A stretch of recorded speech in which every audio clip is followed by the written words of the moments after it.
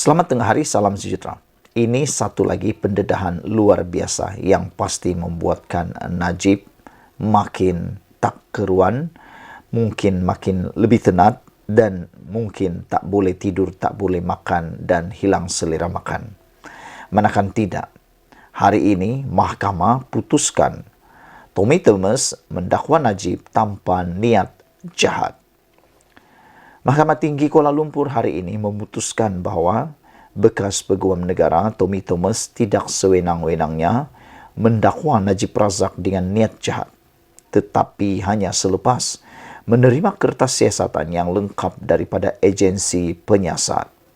Hakim Ahmad Bache berkata, hanya setelah mengkaji dan berpuas hati dengan bukti yang dikumpul, Tommy Thomas mengeluarkan persetujuan untuk mendakwa bekas Perdana Menteri itu terhadap 35 pertuduhan dalam 4 kes. Kes itu berkaitan 1MDB, International Petroleum Investment Company IPIC, salah guna kuasa di bawah Akta Suruhanjaya Pencegahan Rasuah SPRM 2009 dan pengubahan wang haram di bawah Pencegahan Pengubahan Wang Haram, Akta Pencegahan Pengubahan Haram, Wang Haram, Pencegahan Pembiayaan Keganasan hasil daripada aktiviti haram 2001. Dia berkata, isu menyasarkan bekas Perdana Menteri atau sasaran niat jahat tidak timbul kerana menjadi tugas Tommy Thomas sebagai pendakwa raya untuk mendakwa Najib. Hakim berkata dalam kes ini semasa saman difailkan pada tahun 2021, pendakwaan terhadap 35 pertuduhan dalam 4 kes itu masih diteruskan atau belum selesai dan Thomas telah meletakkan jawatan pada 28 Februari tahun 2020.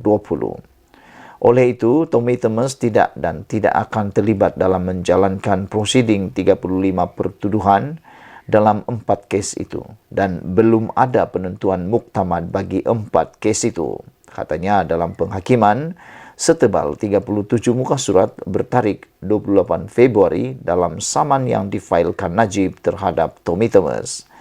Pada 25 November tahun lepas, Ahmad membenarkan permohonan Thomas untuk membatalkan saman Najib berhubung dakwaan salah guna jawatan awam kerana mendakwanya atas pertuduhan membabitkan kes 1MDB. Hakim itu berkata untuk bersetuju dengan cadangan bahawa Tommy Thomas telah melakukan ketiga-tiga kesalahan atau sebab tindakan salah guna dalam jawatan awam, penyalahgunaan proses yang berniat jahat dan kecuaian, walaupun kuasanya juga akan membuka kepada semua tindakan pendakwa raya akan dipersoalkan. Dia berkata, ia juga membuka kepada penelitian awam sekaligus mencabar budi bicara yang hampir tidak terikat yang diberikan kepadanya, iaitu Tommy Thomas di bawah perkara 145 dalam kurungan 3 Perlembagaan Persekutuan dan juga timbalan pendakwa raya untuk melaksanakan tugas mereka tanpa rasa takut atau pilih kasih. Timbalan pendakwa raya juga akan takut untuk mengemukakan pertuduhan terhadap suspek walaupun terdapat bukti yang terlalu banyak kerana risiko mendedahkan mereka kepada saman sivil kemudiannya. Oleh itu, ini berpotensi membawa kepada peningkatan ketara aktiviti jenayah di negara ini. Paling teruk, ia akan mengundang tertuduh untuk memfailkan tuntutan terhadap pendakwa raya meskipun sebelum prosiding dimulakan atau sebelum mereka dibebaskan seperti kes sekarang di mahkamah ini. Ini jelas akan menyebabkan kucar-kacir dan sistem keadilan jenayah kita akan terancam secara bahaya, kata beliau. Hakim berkata pendakwa raya dan timbalan pendakwa raya kemudiannya perlu hadir ke mahkamah dalam perbicaraan penuh untuk memberi keterangan dan menjelaskan bagi setiap kes, membuang masa rasminya dan dana awam serta menjejaskan dengan serius integriti institusi peguam negara atau pendakwa raya. Ahmad berkata ini bertentangan dengan dasar awam dan bercanggah sepenuhnya dengan undang-undang prosedur yang ditetapkan dan kanun tata cara jenayah. Oleh itu, ini tidak sepatutnya dibenarkan dan tuntutan itu perlu dibatalkan kerana ia remeh dan menyusahkan. Ia juga akan menetapkan duluan buruk dan berbahaya apabila orang yang dituduh boleh memfailkan tuntutan terhadap peguam negara atau pendakwa raya untuk setiap pembebasan, kata beliau lagi.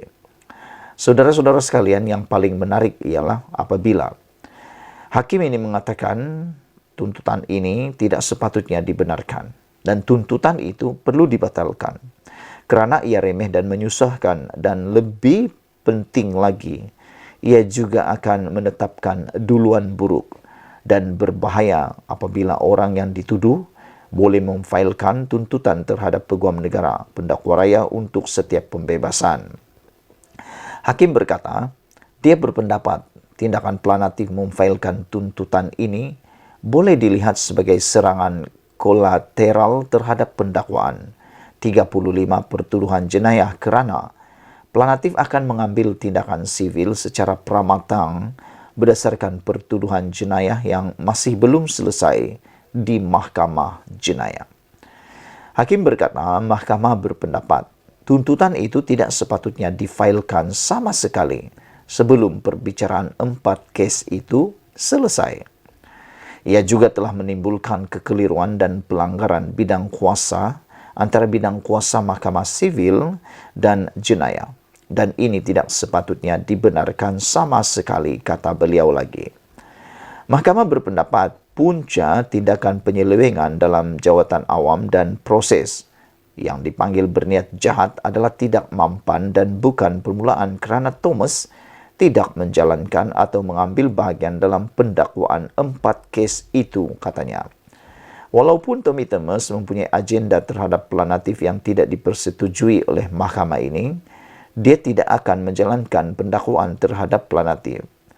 Bagaimana boleh dia dikatakan melakukan salah guna dalam jawatan awam dan kesalahan lain? Oleh itu, tidak ada keperluan bagi saman ini untuk dibicarakan sepenuhnya dan tiada sebab untuk Thomas datang ke mahkamah untuk menjelaskan kerana tuntutan itu harus dibatalkan secara ab initio, katanya.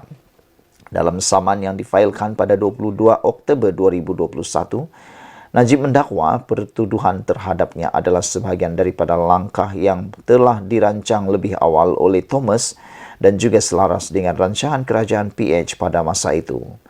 Najib memohon satu deklarasi bahawa Thomas telah menyalahguna jawatan awam dan ganti rugi RM1.9 juta termasuk fee rundingan untuk pasukan audit bagi menyemak dokumentasi dalam penyediaan fakta untuk menangani pendakwaan terhadapnya. Sekian dulu untuk isu kali ini. Itulah dia, Najib sah kalah di mahkamah kali ini. Mahkamah putuskan Tommy Thomas mendakwa Najib tanpa niat jahat. Kita jumpa lagi. Bye-bye.